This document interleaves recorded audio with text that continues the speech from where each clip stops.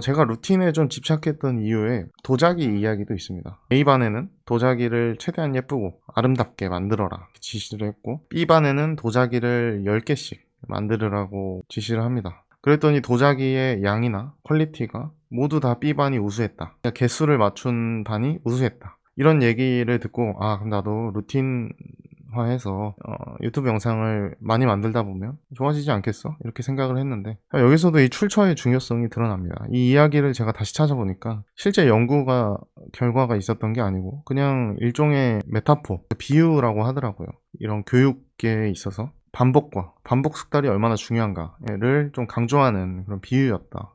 특히나 만약에 이거를 연구를 하셨다면, 논문이 있었다면 그 논문에 아마 마지막에 뭐 한계점 이렇게 하면서 창의적인 분야, 글쓰기 분야 이런 데에서는 반복보다는 몰입이 중요하다, 뭐 이런 이야기가 있지 않았을까. 아니면은 이런 도자기를 지금 만들라고 시키는 거는 아무런 베이스가 없는 친구들한테 시켰던 거겠죠. 실제로 실험을 했다면. 그렇기 때문에 좀 그렇게 결과가 나오지 않았을까. 길어지게 되고 창의적인 분야로 가게 되면 좀 더 결과에 맞게 피드백을 하는 게 더 중요하다, 이런 식으로 나오지 않았을까 싶기도 하고요. 어렸을 때는 수학과 영어 공부를 해가지고 고등학교도 가고 대학교도 가고, 대학교에서 4년 동안 전공 공부를 해서 학위를 받고, 그 이후에 또 준비를 해서 회사에 들어가고, 이렇게 회사에서 돈을 벌기 위해서 좋든 싫든 10년 이상을 투자를 했었는데, 한 3년 3개월 돈을 벌고 나와서 제로 베이스에서 이제 글을 쓰고 유튜브 영상을 만들고 이걸로 돈을 벌어보겠다. 회사에서 돈을 벌기 위해서 10년 이상 노력을 했으면서 왜 유튜브로는 1년 만에 돈을 벌려고 하는 건지, 좀 애초에 그 생각부터 욕심이 아니었나 그런 생각도 했고요. 그렇다고 회사를 계속 다니지는 못했을 겁니다. 정말 제가 한계치까지, 너무 힘들 때까지 있다가 나왔기 때문에 정말 후회는 없고, 그러면 좀 차라리 다른 분위기 좋고 좀 스트레스 덜 받는 회사를 구해서 어떻게 생계라도 유지를 했어야 하나, 그래서 그렇게 생계를 유지하면서 이렇게 좋아하는 일을 병행했어야 하나, 뭐 그런 생각도 들긴 하지만, 일단 모아놓은 돈이 있었기 때문에 이렇게 적극적으로 도전을 하고 있는 것 같긴 합니다. 이제 돈 떨어지면 또 나가서 일을 해야겠죠. 그래서 좀 착잡한 마음에 찾는 유튜브가 있습니다. 법륜스님 유튜브인데, 제가 항우울제를 먹고 나서부터는 거의 안 봤던 것 같아요. 좀 힘든 마음이 많이 없어서 그런가, 법륜스님 유튜브를 많이 안 보다가 최근에 또 잠깐 이렇게 약 부작용으로 힘들어졌을 때 법륜스님 유튜브를 좀 보면서 샤워를 했습니다. 거기 영상에서 이제 하시는 말씀이, 좋아하는 일을 할 거면 일단 생계에는 너가 유지를 하면서 좋아하는 일을 해라. 본인도, 스님 본인도 처음에는 불교 이야기, 법문을 말씀하시는 걸 좋아했는데, 처음에는 이렇게 해도 두세 명밖에 안 듣더라. 그리고 그게 돈이 될 리가 없고, 강의를 열어도 한 분, 두 분, 세 분 이렇게 들어보고, 지금 저랑 같죠. 그렇게 돈이 되지 않았다 처음에는. 어쨌든 그래서 학원에서 학생들을 가르치는 일을 하셨다고 해요. 수학과 쪽이었다고 하시는데, 좀 그런 학생들을 가르치면서 생계를 유지하셨고, 좋아하는 불교 이야기를 해서 생계 유지가 가능해질 때 좋아하는 일을 업으로 하시게 됐다, 그런 얘기를 하셨습니다. 잠깐만요. 그래서 이제 그 얘기를 듣고 저도 뒤늦게 리멤버 어플이라는, 그런 리멤버라는 어플이 있는데, 명함 어플이거든요. 그래서 거기에 들어가서 경력을 좀 급히 수정을 했습니다. 아직 회사 다니는 걸로 나와 있을 거예요. 그래서 그거를 수정을 하고, 왜 그랬냐면 이제 거기서 좋은 오퍼들이 많이 들어왔었거든요. 다른 회사 시험 보는 거 어떠냐, 이런 식으로 오퍼가 많이 들어왔었기 때문에 아직 회사 근무 중으로 나와 있던 경력을 작년 퇴사로 바꿔놨습니다. 이 어플을 통해서 본사에서 한창 힘들 때 이제 어떤 벤처 회사에 투자 심사역 제안이 한번 들어왔었어요. 스타트업들이 와서 이제 발표를 하면, 피칭을 하면 거기에 그걸 평가해서 투자를 할지 말지 결정하는 그런 직무라고 했는데, 신생 회사였고 규모가 좀 작은 회사였습니다. 돈만 많은 회사인 거죠. 그러니까 외국계 회사였던 것 같은데, 원래 제가 좀 스타트업에 좀 관심이 많았고, 그만큼 또 조직 문화도 수평적이지 않을까 이런 생각도 해서 제안이 되게 솔깃했는데, 페이도 조금 맞춰준다고 하셨던 것 같고, 근데 이제 제가 그때 본사에 온 지 얼마 안 됐었고, 본사 경험을 1년은 해야 되지 않을까, 이런 생각도 있었어서 그때 당시에는 좀 거절을 했습니다. 지금 돌아보니까 퇴사할 때쯤에 그 연락이 왔더라면 미련 없이 가지 않았을까, 그런 생각도 들기도 합니다. 또 요새 드는 생각 중에 하나가 제가 AI를 너무 많이 쓰고 좀 거기에 의존하고 있다는 생각을 했습니다.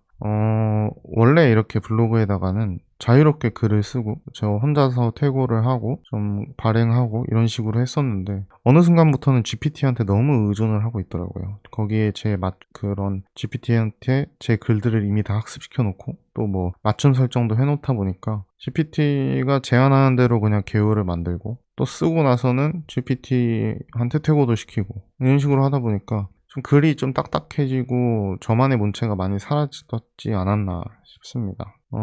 그리고 또 글을 쓸 때 궁금증을 원래 GPT한테 물어보고 그거를 또 GPT가 대답을 해주고 이렇게 토론을 왔다 갔다 하면서 제 궁금증을 풀기도 하고 또 그걸 가지고 또 글을 쓰기도 했었는데 너무 이제 개요를 짜달라고 하고 개요도 좀 세부적으로 짜달라 하면 그거를 거의 받아쓰고 좀 그래서 제 글들이 너무 GPT화 되지 않았나 조금 그런 반성을 했습니다. 또 영상을 만들 때도 초반 30초랑 마지막 30초가 중요하다 그래서 GPT한테 좀 초안을 써달라.